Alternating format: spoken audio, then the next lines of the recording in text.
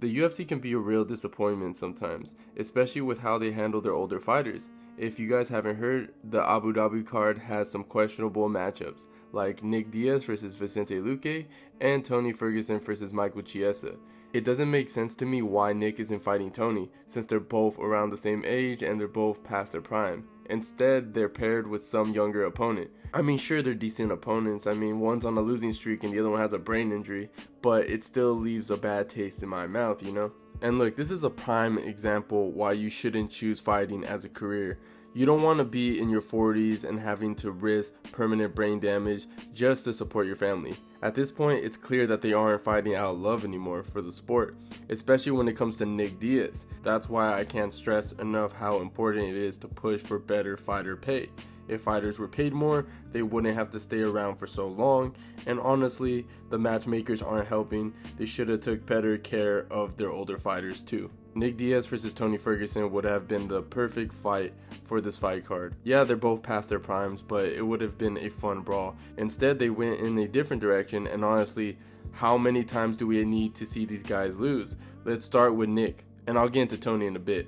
Anyhow, Nick Diaz is on a 4-fight losing streak, and he didn't look too great in his last fight, let's be real. And now Nick is fighting someone who's not what he used to be.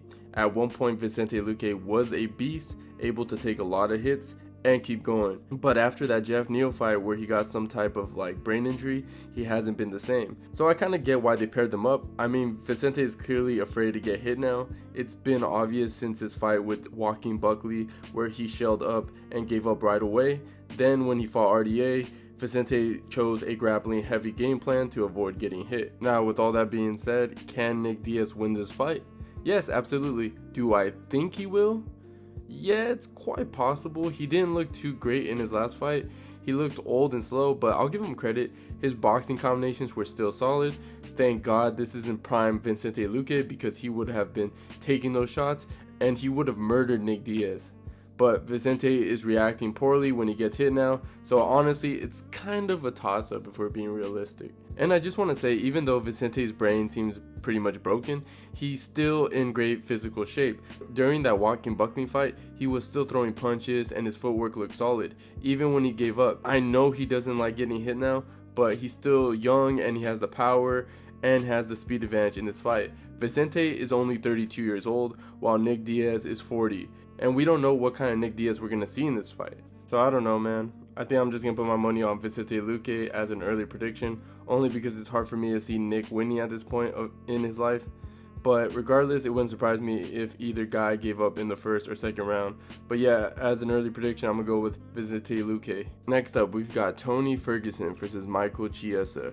Now, this one is going to be very interesting because Michael isn't a top striker, just a solid grappler. But let's not forget, Chiesa is on a 3-fight losing streak and he's 36 years old, so he might be also in the decline. But even with that being said, I can still see him steamrolling Tony. Tony is now on a 7-fight losing streak and hasn't won a fight since 2019. And in some of those losses, he got nearly out-grappled several times. And let's not forget, he got submitted by Bobby Green by an arm triangle. And look, even though Michael Chiesa seems like he's past his prime, he's still a solid fighter. I mean, in his last 3 losses, they were against top-tier fighters like Kevin Holland, Sean Brady, and Vicente Luque, obviously before the brain leak. And I can totally see him out-grappling Tony, especially since Michael Chiesa is so much bigger than Tony. Tony used to rely on his crazy pace and his cardio when he was younger, but now it seems like most of that is gone. He looks like an old man in that ring, and he's getting sloppier and sloppier in every fight. For an early prediction, I think Michael Chiesa will either submit Tony in the first round or knock him out. I don't see these fights going well for either legend, which sucks because it shows that the UFC really doesn't care about their older fighters. It's really disappointing, honestly. But I'll be cheering for the legends and hoping I'm wrong with my picks. And trust me when I say this, there's nothing I love more than to see them walk off into the sunset with a big win. But what do you guys think of these fights? Let me know in the comments down below what you think. And if you enjoyed the video, please leave a like. And don't forget to subscribe to the channel if you haven't already. And like always, guys, I'll see you guys on my next one.